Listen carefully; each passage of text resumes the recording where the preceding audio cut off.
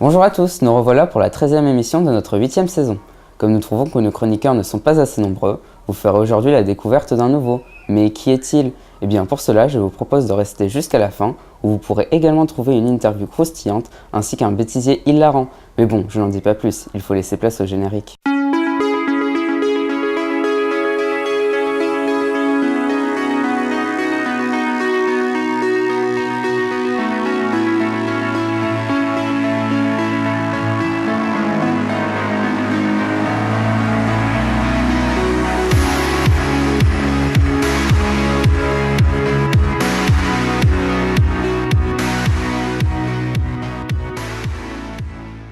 Aujourd'hui, nous commencerons avec Axel, et oui, ça faisait longtemps, pour un plat du jour particulièrement intéressant. Ensuite, nous enchaînerons avec Romain qui nous présentera le premier tome de La Magie de Paris. Enfin, avant l'interview de la semaine, nous aurons le plaisir ou pas d'accueillir Lucas et Noah pour le premier sushi de ce dernier. Mais ne tardons pas et commençons tout de suite avec la nouvelle série de Marissa Meyer, présentée par Axel.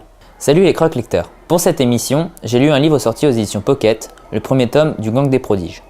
Il est écrit par Marissa Meyer, auteure bien connue pour la superbe série Chroniques lunaires. Raconte-nous le début du Gang des Prodiges. Nova et Adrian sont deux prodiges, c'est-à-dire des personnes possédant un pouvoir. Nova possède le pouvoir d'endormir les gens et est connue sous le nom de Nightmare. Elle est une super vilaine et la nièce d'Ace Anarchy, ex-chef des anarchistes, un groupe de super vilains condamnés à vivre dans un métro désaffecté depuis la fin de l'ère de l'anarchie. Ace l'avait recueillie à la mort de ses parents, tués par le gang des cafards, d'autres super vilains. Adrian, quant à lui, a le pouvoir de donner vie à ses desseins et est un renégat, le fils de la Dame Indomptable. À sa mort, Adrian est adopté par le capitaine Chromium et le gardien de la peur, ses pères adoptifs. Le jour de la fête, célébrant la fin de l'ère de l'anarchie, Nova et deux autres anarchistes tentent d'assassiner le capitaine Chromium. Et c'est Nova qui a la responsabilité de tirer avec un fusil sniper. Elle a été choisie pour sa précision hors du commun, car le pouvoir du héros le rend invincible. Ses seuls points faibles sont ses yeux. Mais au moment de tirer, celle-ci hésite, ce qui lui vaut de rater son tir. Elle est aussitôt entourée par des renégats et abandonnée par deux autres anarchistes. Puis arrive alors un héros encore inconnu par les renégats et qui se fait appeler la Sentinelle. Ce dernier se révèle être Adrian qui, sans que personne ne le sache, a endossé ses identités. Nova l'affronte et réussit à l'endormir et à s'enfuir. À la suite de cet échec, Nova décide d'infiltrer les renégats sous une fausse identité, car aucun renégat ne l'a vue sans son masque. Elle ment aussi sur son pouvoir et dit qu'elle a le pouvoir de ne pas dormir, ce qui n'est pas vraiment un mensonge car elle ne le peut plus depuis la mort de ses parents. Que Nova découvrira-t-elle chez les renégats ? Sera-t-elle démasquée ou réussira-t-elle à se fondre parmi eux ? Pourquoi Adrian joue-t-il un héros sous le nom de la Sentinelle ? Tu as l'air très enthousiaste, n'est-ce pas ? J'ai adoré le livre Le Gang des Prodiges de Marissa Meyer, paru aux éditions Pocket, car je l'ai trouvé très bien écrit. Tout d'abord, j'ai énormément apprécié le genre science-fiction de celui-ci. Et pour cause, j'ai trouvé l'histoire passionnante avec ses nombreux rebondissements, comme par exemple quand on apprend que Adrian est la Sentinelle et qu'il cache son armure sous un tatouage en forme de fermeture éclair qu'il a fait lui-même. En effet, ces dessins qu'il peut rendre réels lui permettent également de se donner des pouvoirs supplémentaires. De plus, j'ai trouvé la narration alternée entre Nova et Adrian très intéressante. Elle donnait un côté dynamique à l'histoire et ajoutait une bonne dose de suspense. En effet, la narration change souvent de personnage à des moments importants de l'histoire, ce qui nous oblige à poursuivre notre lecture pour découvrir la suite des événements. Ensuite, j'ai énormément apprécié les deux personnages principaux, Adrian et Nova. Je les trouve extraordinaires. Effectivement, tous les opposent, car l'une est la nièce de celui que les gens considèrent comme le pire méchant de l'histoire de l'humanité, et est une anarchiste, et l'autre est le fils adoptif des chefs des renégats et en est un lui-même. Cependant, Nova ne peut pas se résoudre à supprimer une vie, et Adrian s'est créé une seconde identité pour résoudre ses problèmes lui-même. Je trouve que ces deux personnages se ressemblent en réalité beaucoup. Pour finir, je trouve génial que pour une fois, les super-héros, les renégats, ne soient pas si héroïques. En effet, ils n'hésitent pas à utiliser des méthodes cruelles pour parvenir à leur fin. On est très loin de l'image des super-héros de comics. Par bien des côtés, c'est Nova qui s'en rapproche le plus, malgré sa quête de vengeance. Pour conclure, j'ai énormément apprécié le premier tome de la série Le Gang des Prodiges de Marissa Meyer, grâce notamment à ses deux personnages principaux, que je trouve fabuleux, et à son histoire tout simplement splendide. Je n'ai qu'une chose à ajouter, vivement la suite. Merci Axel pour cette chronique. C'est maintenant au tour de Romain qui va nous chroniquer lui aussi une nouvelle série, celle d'Olivier Gay. Bonjour, aujourd'hui je vais vous présenter le roman La Magie de Paris, volume 1, Le cœur et le sable d'Olivier Gay. Ce tome est paru aux éditions Castelmore, sorti en octobre 2017. Le tome 2, Le calme et la tempête, est sorti le 14 février et le tome 3, Ici et ailleurs, est prévu le 16 mai. Romain, de quoi parle ce roman d'Olivier Gay? Chloé est une lycéenne à Paris. Elle habite seule avec sa mère et elle n'apprécie pas qu'elle flirte avec n'importe quel homme. Sa particularité est son défaut pour elle, sa taille, pourtant pratique pour l'escrime, le sport qu'elle pratique. Étant la meilleure de son club escrime, elle pourra participer à une compétition régionale, donc elle sera la favorite. Mais un jour, dans le gymnase où elle s'entraîne, elle voit Thomas, un camarade de sa classe, combattre un monstre armé d'un sabre. Face à ce combat trop violent, elle décide d'intervenir pour aider son camarade qui récite d'étranges formules. Cet adversaire l'attaque et la blesse. Elle finit par s'évanouir. À son réveil, Thomas lui explique la situation. Il lui raconte qu'il est un mage. Pour la soigner, il a utilisé un sort qui les lie tous les deux. Elle est maintenant le chevalier de Thomas. Plus tard, il l'emmène au repère des mages de Paris où elle rencontre leur chef, Michael, un homme au fort caractère et à la grande autorité. Surtout, le fait qu'une jeune femme soit chevalier ou encore que Thomas soit trop jeune pour en avoir un ne l'enchante pas. Loin de là, depuis qu'ils sont liés, Chloé ressent les sentiments de son mage. Pourtant, elle doit garder le secret. Mais comme elle regarde presque toujours Thomas, ses amis, Célia et Nour, croient que Chloé est amoureuse. Alors elle est obligée de leur mentir.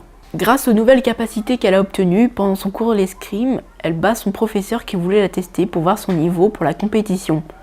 Celui-ci est impressionné. Chloé arrivera-t-elle à garder le secret? Michael la laissera-t-il en vie?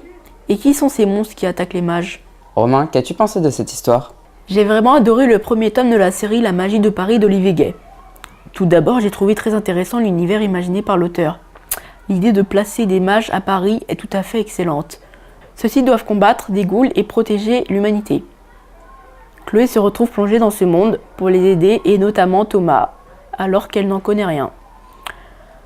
À cela s'ajoute un vocabulaire précis sur l'escrime lors des combats et des formules magiques originales aux effets complètement fous. Ensuite, j'ai adoré le genre fantastique de cette histoire qui nous place dans un Paris très réaliste. On reconnaît son difficulté, nos capitales et ses monuments. Mais surtout, ce que j'ai aimé, c'est tout l'aspect magique. On découvre donc les ghouls qui sortent de portails magiques. Les sorts utilisés nécessitent des formules longues, ce qui oblige les mages à posséder un chevalier. Nous retrouvons des apparitions de flammes, le pouvoir de planer, de faire pousser des plantes ou encore plus fort d'hypnotiser toute la classe. De plus, les capacités du chevalier se voient décuplées. Il est impossible de se faire blesser par une arme normale. Les améliorations physiques permettent de sauter très haut ou de courir très vite. Enfin, j'ai adoré le personnage de Chloé, pour sa témérité qui parfois la rend très impulsive. En effet, elle n'hésite pas à intervenir dans le combat entre Thomas et à la bête, ou même à courir pour voir où est son mage. J'ai apprécié ce personnage aussi pour le sport qu'elle pratique, et qui est utile pour combattre les ghouls. Ça donne une intelligence et une puissance particulière au personnage. L'escrime est vraiment une activité sportive très originale dans un roman. À côté de cela, c'est aussi une jeune femme qui se sent mal dans sa peau. Ses camarades la surnomment le tank, ce qu'elle déteste évidemment. Pour conclure, j'ai vraiment adoré le roman La magie de Paris de Olivier Gay. Je l'ai trouvé très réussi pour son genre fantastique, pour l'univers magique et son personnage principal. Une série dont je lirai évidemment les 2 prochains tomes et dont je suis sûr que vous l'apprécierez aussi. Après cette présentation captivante, je vous propose de passer au sushi de notre nouveau duo. Il s'agit du manga Tintaron. Aujourd'hui, Noah et moi avons eu la chance de lire le manga Tintaron de Christophe Cointeau, une œuvre géniale qui n'est pas à lire dans le sens japonais comme la plupart des mangas français. C'est la première œuvre du mangaka qui est publiée aux éditions Glénat. De quoi parle ce manga à la française? Archie est un jeune adolescent rebelle qui travaille dans une boulangerie renommée. Il a un patron vraiment désagréable dont les enfants cherchent constamment à énerver Archie pour que ce dernier soit renvoyé. Un jour, le patron décide de réprimander Archie en le frappant avec une bouteille cassée. Archie repart chez lui déprimé. Sa mère vient pour le remettre dans le droit chemin après son comportement auprès de son patron, mais Archie va utiliser sa Tinter, une arme permettant de contrôler les énergies du monde. Sa mère, énervée, la lui prend et la brise d'un coup sec. Le lendemain, Archie s'apprête à partir pour la boulangerie et fait son détour habituel pour voir Dumont, un rescapé de Mérovie. Une fois arrivé à la boulangerie, et en retard de 18 secondes, son patron décide de sévèrement le punir en le marquant au fer rouge. Mais Archie ne se laisse pas faire et envoie son patron valser. Les enfants du patron décident de défendre leur père, mais encore une fois, Archie balaie tout ce petit monde. Sur un ultime coup de colère, Archie détruit la boulangerie. Il se fait poursuivre par l'intégralité du village, jusqu'à l'endroit où vit Dumont. Ce dernier défend Archie, mais le village en colère veut le tuer. Jumon décide donc de fuir vers Priam, la capitale, accompagné d'Archie. Jumon se rend à Priam pour obtenir les papiers nécessaires pour rentrer chez lui. C'est le début de l'aventure pour les deux compagnons. Ce titre mérite-t-il que l'on s'y intéresse? J'ai fortement apprécié le manga Tinta Run de Christophe Cointeau. Tout d'abord, je dois vous parler du genre abordé dans cette superbe œuvre. En effet, c'est un manga basé sur le genre de la fantasy. Par exemple, nous pouvons voir de multiples animaux vivant parmi les humains. Comme tout bon manga de fantasy, la magie tient une place essentielle. Nous pouvons l'apercevoir avec notre jeune héros, Archie, un apprenti tinteur possédant une arme qui déploie sa magie quand il le désire. Ensuite, c'est un manga au dessin de grande qualité. Ainsi, j'ai apprécié le style graphique dès la première de couverture qui m'a particulièrement plu. Christophe Cointeau réussit parfaitement à rendre son histoire très dynamique grâce à une mise en scène laissant une place importante à l'action et au pouvoir de Archie. Enfin, le personnage que j'ai vraiment apprécié est Jumon. C'est un homme rescapé du pays de Mérovie qui est venu se réfugier dans la ville de Montserrat. Depuis son arrivée, il a pris Archie, le héros, sous son aile, car Jumon connaissait le père d'Archie, autrefois grand tinter. Archie apporte une touche d'humour par son côté excessif. À chaque combat, il détruit la moitié de la ville. Ensemble, ils vont vivre de multiples aventures. Pour conclure, Christophe Cointeau a créé un superbe manga nommé Tinta Run. L'univers de fantasy, les nombreux combats et les dessins sont autant de points positifs à ce shonen de qualité. J'ai hâte d'être le 4 juillet pour découvrir le prochain tome. Comme vous devez en avoir l'habitude maintenant, c'est l'heure de l'interview. Mais qui aurez-vous le plaisir de voir à l'écran cette semaine? Eh bien, je vous laisse le découvrir maintenant. Pouvez-vous nous parler de votre roman La fille qui mentait pour de vrai? Oui, je peux en parler, parce que c'est l'histoire d'une fille qui ment tout le temps. Elle a 14 ans, Kim, et elle ment pour des raisons que je trouve formidables. Enfin, du moins que je respecte, c'est pour faire rire les gens de la classe, pour faire rire sa famille, pour changer les idées de sa mère qui est un peu triste, pour faire rire son petit frère qu'elle adore, pour se rendre intéressante en classe et pour se faire aimer, tout simplement. Donc voilà ce personnage de Kim. Et si ce n'est qu'un jour, elle qui croit tout connaître du mensonge, on va lui mentir à elle, et puis un gros mensonge, et ça elle s'y attend pas. Et elle qui pensait pouvoir reconnaître chez les autres quand on leur mentait, eh ben, elle va se faire avoir. Qu'est-ce qui vous intéressait dans le fait de traiter du mensonge? Eh bien, ce qui m'intéressait dans le fait de traiter le mensonge, c'est que moi-même j'ai beaucoup menti quand j'étais enfant, et même plus tard qu'enfant, parce que ma mère me mentait beaucoup. Et donc j'ai grandi avec l'idée que c'était possible et qu'on avait même le droit de mentir. Et j'ai mis du temps avant de comprendre non seulement que ça se fait pas, mais aussi les dangers. Donc voilà, c'est un thème qui m'est cher parce que je crois qu'on a tous un peu des envies de mentir.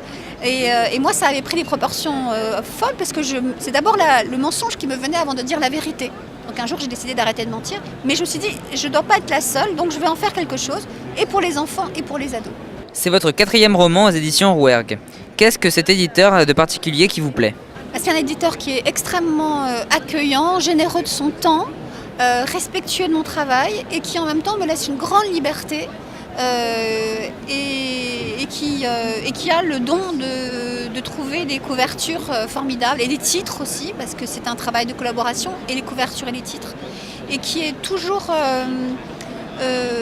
plutôt d'accord, spontanément d'accord avec un sujet, même quand c'est un peu bizarre ou inabouti. Ce sont des personnes à tous les niveaux de cette maison qui sont accueillantes. Voilà. Qu'appréciez-vous particulièrement dans le roman Tranche de vie? Alors ce que j'aime dans les romans Tranche de vie, c'est parce que justement la vie. Parce que j'aime quand les histoires s'inscrivent dans un quotidien. J'aime savoir ce qui arrive aux personnages le lundi, le mardi, le mercredi. J'aime rentrer dans la vie des gens.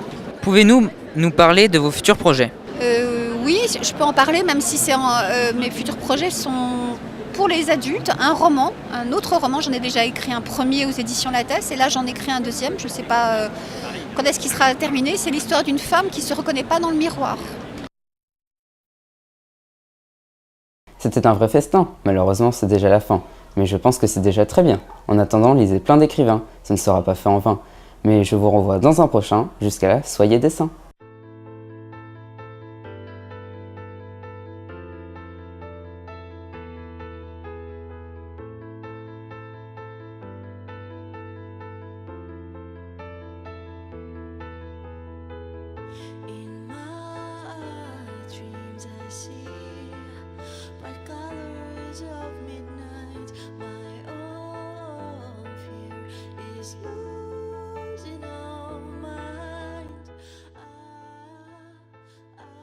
bêtisiers. On peut pas se concentrer tranquillement là. Et pour aussi capter le plus de bêtisiers possible. Là on est bien parti sur la bonne ligne. Vous monétisez vos vidéos? Limite le bêtisier va durer plus longtemps que le contenu de la vidéo. C'est un scandale. C'est de l'esclavage. Oui, très. Je le sens mal. Sans commentaire. Non mais c'est moi. Oui, je savais bien sûr. C'est de la torture. C'est méchant. Zut, ça tourne.